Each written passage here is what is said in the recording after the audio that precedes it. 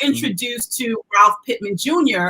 as Drew Sidora's husband on The Real Housewives of Atlanta. When you start dating, once you become married, though, everything changes. It was a dynamic where I felt like my wife, she had the single mom syndrome, I call it single mom syndrome, and where she was kind of blocking me from doing certain things. And then once you get married, the man says, all right, now it's my time to go and step in and play this role as dad. And you go all in.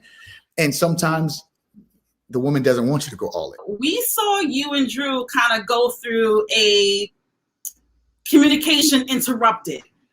There was sort of uncomfortable moment. You decided to leave and you didn't tell Drew anything. Talk about that. Where was your mind in that moment when you thought it was okay, when you and your wife got into an uncomfortable situation, that you would just leave?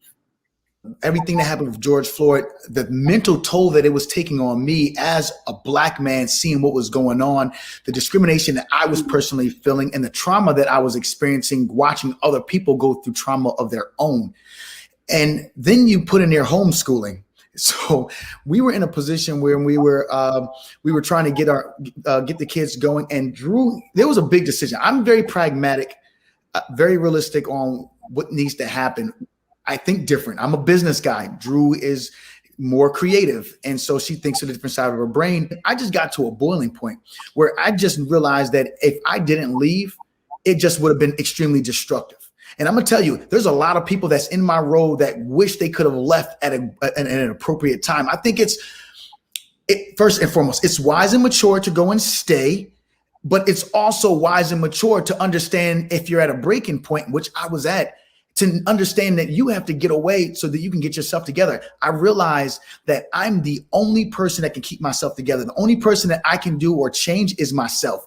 And I was at a point where I lost it and I had to get away. I did the best thing that I know how to actually do in order to get myself back to a place where I'm balanced, calm, and I can actually have a conversation, opposed to an explosion. We all have a tipping point. You better know yours, or you'll be answering to the authorities or something like that. Like literally, you got to know your boiling point and your breaking point. And I don't think it's less of a man for you to go and step away when you need a break.